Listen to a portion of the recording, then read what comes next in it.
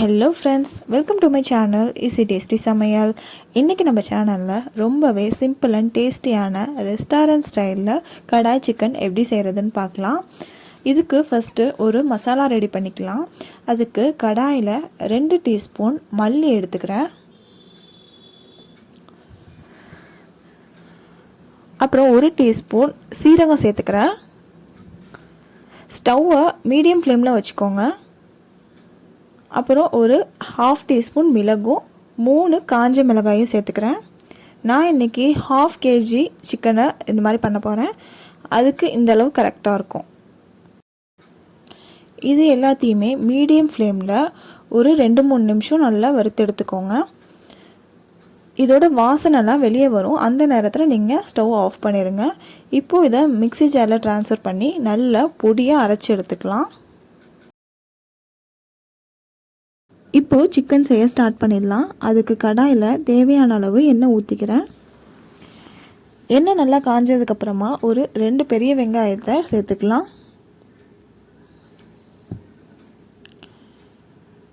வெங்காயம் நல்லா வதங்கட்டும்.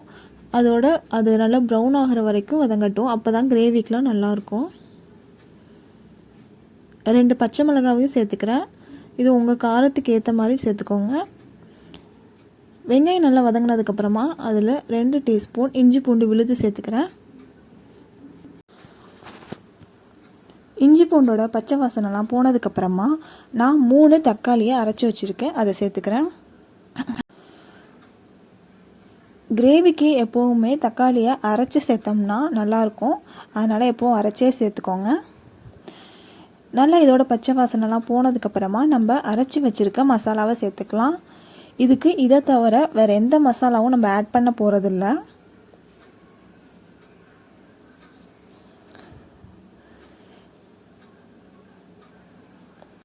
இந்த மசாலாவோட பச்சை வாசனைலாம் போனதுக்கப்புறமா நான் சிக்கனை சேர்த்து இந்த மாதிரி நல்லா கலந்து விட்டுக்கோங்க. சிக்கன் வேகிறதுக்கு தேவையான அளவு தண்ணி சேர்த்துக்கோங்க. உங்களுக்கு கிரேவி எந்த அளவு தேவையோ அந்த அளவு தண்ணி சேர்த்துக்கோங்க. இதில் நிறையா சேர்த்துறாதீங்க, கொஞ்சம் இது திக்காக இருந்தால் தான் நல்லாயிருக்கும். ஒரு கிளாஸ் தண்ணி கரெக்டாக இருக்கும். 1 to 1.5 கிளாஸ் சேர்த்துக்கோங்க. சிக்கன் பாதி அளவு வெந்ததுக்கப்புறமா இதில் நான் ஒரு பாதி குடமிளகாயை இந்த மாதிரி கட் பண்ணி சேர்த்துக்கிறேன். இப்போது இது நல்லா வேகட்டும். நல்லா வெந்ததுக்கப்புறமா கடைசியாக கசூரி மேத்தியை இந்த மாதிரி நான் க்ரஷ் பண்ணி சேர்த்துக்கிறேன். கசூரி மேத்தினா காஞ்ச வெந்தய கீரையோட பொடி. இது சேர்க்குறது மூலமாக நமக்கு ரெஸ்டாரண்ட்டில் சாப்பிட்ற மாதிரியான டேஸ்ட்டு கிடைக்கும். கடைசியாக மல்லி இலை சேர்த்து ஸ்டவ் ஆஃப் பண்ணிடுங்க. இந்த சிக்கன் ஒரு 50 to 20 மினிட்ஸ் மீடியம் ஃப்ளேமில் வச்சு வெந்தால் போதும். மூடி போட்டு வேக வச்சுக்கோங்க. அப்பப்போ கிளறி விட்டுக்கோங்க. பாருங்கள், கடாய் சிக்கன் சூப்பராக ரெடி ஆகிடுச்சு.